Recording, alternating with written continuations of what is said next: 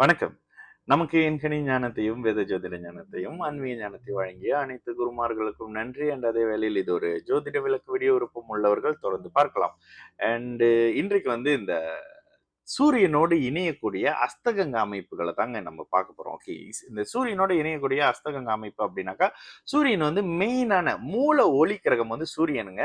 சந்திரன் அவர்கிட்ட இருந்து வாங்குற ஒளியை பிரதிபலிப்பாரு. அதனால இரண்டாவது மூல ஒளி கிரகம் சந்திரனும், இதுக்கு அடுத்த நிலையில வரக்கூடிய கிரகங்களின் தன்மையில பாத்தீங்கன்னா எல்லாருமே ரிஃப்ளெக்ட் பண்ணக்கூடிய கிரகங்கள் அப்படின்னு வந்துருவாங்க. ஓகே, ஒரு எக்ஸாம்பிள் சொல்லணும் அப்படின்னாக்கா, இயல்பாக கிரகத்தின் பார்வைகள் ரிஃப்ளெக்ஷனா சொல்லப்படுது. அதனாலதான் ராகுக்கும் கேதுக்கும் கிரக பார்வைகள் இல்ல. சில பேர் சொல்லுவாங்க 11 மூன்றாம் பார்வை இருக்கு ராகுக்கு அப்படின்னு சொல்லுவாங்க. அந்த அமைப்புகளும் இல்ல.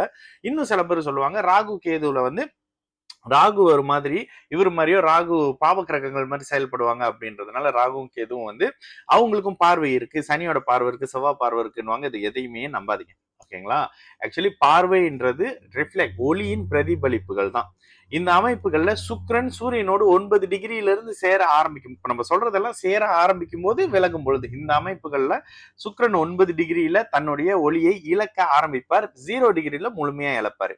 அதே மாதிரி குரு தன்னுடைய ஒளியை 11 டிகிரியில சூரியனை நெருங்கும் பொழுது சூரியனுடைய முன்ன பின்ன அமைப்புகள்ல இவரை நெருங்கும் போது சூரியனை நெருங்கும் பொழுது தன்னுடைய அந்த ஒளியை இழக்க ஆரம்பிப்பாரு.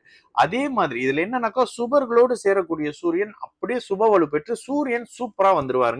இதே ஒருவேளை அவரு இந்த சிம்ம லக்னமா இருந்தாங்கன்னா அந்த லக்னத்துக்கு ஓஹோ ஆகான்ற நல்ல பலன் இருக்கும்.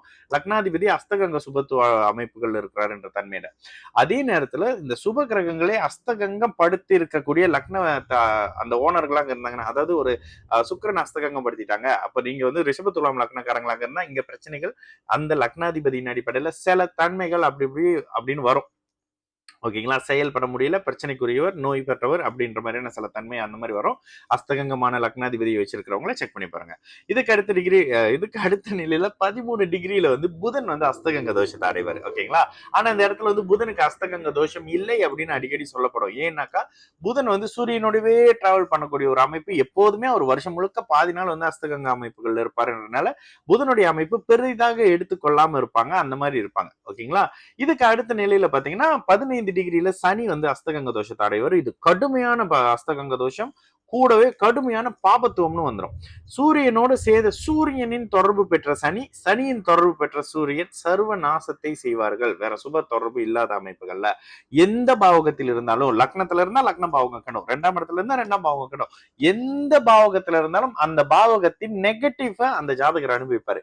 அப்ப 6ஆம் இடத்துல வந்தா கடன் நோய் வம்பு வழக்கு கெடுமா? இல்ல, கடன் நோய் வம்பு வழக்குகள் அதிகரிச்சுக்கிட்டே இருக்கும் இந்த பாபத்துவ அமைப்பு. ஏன்னா அந்த பாவகம் கெட்டு போச்சுல இந்த தன்மையில.